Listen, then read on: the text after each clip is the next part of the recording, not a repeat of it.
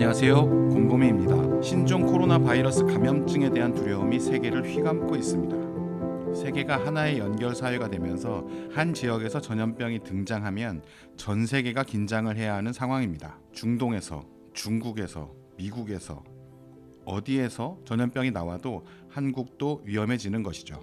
일명 우한 바이러스, 우한 폐렴이라고 불리는 신종 코로나 바이러스는 예전에 유행했던 사스나 메르스와 같은 코로나 바이러스의 일종입니다. 코로나 바이러스는 변이가 빠르기 때문에 대응하기 쉽지 않습니다. 정확하게 대응하는 약이 없다는 것이죠. 그래서 두려움이 커지는 겁니다. 호흡기 분비물에 의해 주로 전염되기 때문에 전염을 막기 위해 마스크를 쓰고 손을 자주 제대로 씻는 것이 무엇보다 중요하다고 합니다. 대처법은 면역력을 키우기 위해 물을 많이 먹고 잘 쉬는 것이라고 하네요. 전염병이 발병하면 정부 대응이 매우 중요해집니다. 전염 루트를 차단하고 감염자 관리를 제대로 하는 시스템이 가동돼야 하는 것이죠.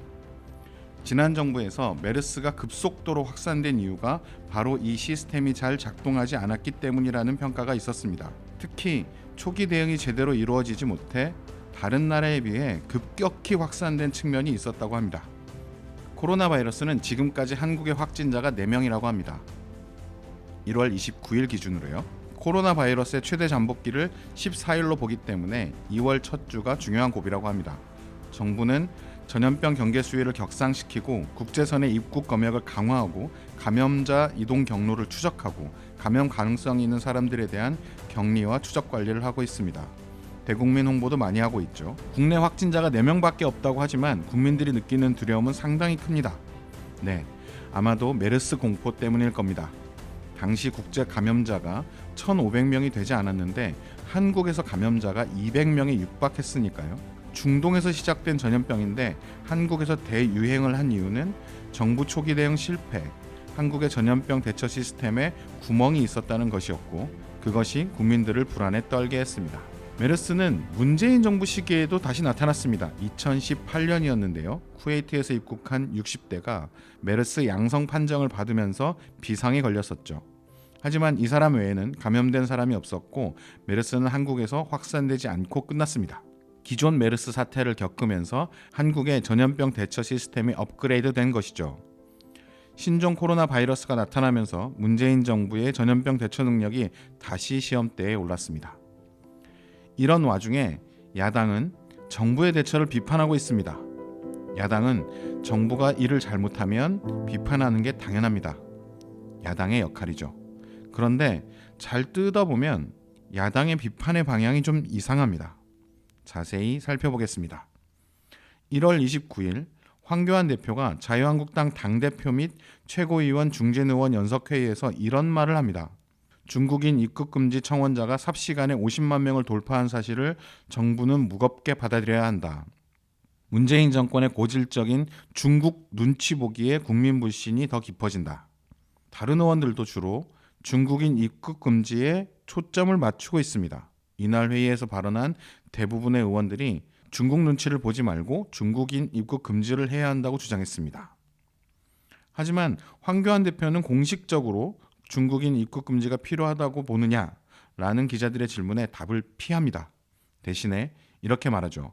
가장 확실한 방법이 가장 확실한 대책이다. 중국인 전원을 입국 금지할 것인지에 대해선 좀 더 검토가 필요하고 그 검토를 신속하게 해야 한다. 이렇게만 말했습니다. 사실 자유한국당도 전면적 입국 금지가 비현실적인 조치라는 점을 알고 있는 것 같습니다. 오히려 이런 비판이 나오는데요. 재난 상황을 정치적으로 활용하기 위해 무리한 주장을 하고 있는 것 아니냐.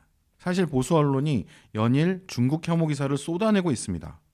한국의 전염병 공포가 중국 혐오로 표현되고 있습니다.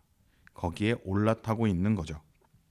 그런데 이미 중국에서 단체 관광을 금지한 상황입니다. 개인 관광도 자제를 권고한 상황이고요. 중국 공항에서 증상이 감지된, 예를 들면 열이 있는 사람은 출국을 하지 못하게 관리하고 있습니다. 그러니까 중국인 입국 금지 자체가 실효성보다는 상징적 의미가 더 클 가능성이 있는 상황입니다. 게다가 세계보건기구는 작년 7월에 에볼라 바이러스가 퍼질 때 국경 폐쇄나 여행, 무역 제한을 두어서는 안 된다 이렇게 권고했습니다. 오히려 입국 제한 시 밀입국이나 밀수 같은 비공식적 국경 이동 증가 때문에 검역의 사각지대가 발생하는 것이 더 위험하다라고 경계했었습니다. 그리고 실제 박근혜 정부였던 2015년 메르스 때에도 외국인 입국을 금지하지는 않았었습니다. 사실 같은 논리라면 미국에서 인플루엔자가 대유행을 했을 때 몇천 명이 죽었죠. 미국인 입국 금지령을 내렸어야 했다는 것인데 그렇지도 않았을 뿐 아니라 미국에서 전염병이 유행한다고 미국인 입국 금지를 주장할지 모르겠습니다. 물론 중국인 입국 금지를 한 나라들이 있습니다. 대표적으로 북한이 그렇고 필리핀이 그렇습니다. 자체적으로 전염병 대처가 어렵다고 판단했기 때문입니다. 만약에 한국이 전염병 대처가 불가능에 가깝다라고 판단한다면 이런 극단적인 조치를 취할 수도 있습니다. 마지막 수단이라고 하죠. 보수 정치권은 그런데 더 나아가서 한국 정부가 중국의 구호물자를 지원하는 것에 대한 비판까지 하고 있습니다.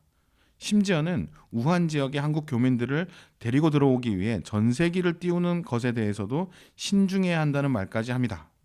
대단합니다. 그런데요, 신기한 건 자유한국당이 국내적 조치에 대한 비판은 거의 없다는 겁니다. 황교안 대표는 이렇게 말했습니다. 입국 시 방역체계 강화, 의심 환자 관리, 대국민 실시간 정보 공유, 어린이집, 유치원, 학교 등 면역 취약계층 밀집 시설에 대한 방역 강화, 자영업, 관광, 숙박 업종에 대한 종합 지원책 마련이 시급하다. 네, 정답이죠. 그런데 이걸 문재인 정부가 이렇게 못하고 있다, 어떤 점이 부족하다라고 정확하게 찝어서 비판하진 않습니다. 사실 방역체계는 강화되고 있고 의심 환자는 관리되고 있고 각종 정보가 하루에도 몇 번씩 날아오고 있습니다. 공공기관에 대한 방역이 강화되는 것은 물론이고요.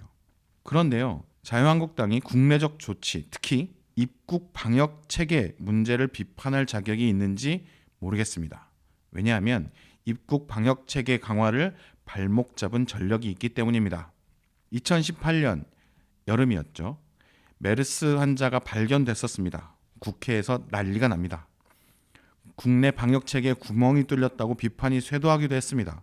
그런데요, 당시 국회 보건복지 정춘숙 의원이 보건복지부로부터 제출받은 자료가 공개됐습니다. 복지부가 2017년 7월 대선 직후였죠. 당시 인천공항 제2터미널 개항을 앞두고 검역인력 44명과 기존 인천공항 등에 추가로 필요한 검역인력 27명을 증원하는 내용을 반영한 추가 경정 예산안, 추경이라고 하죠.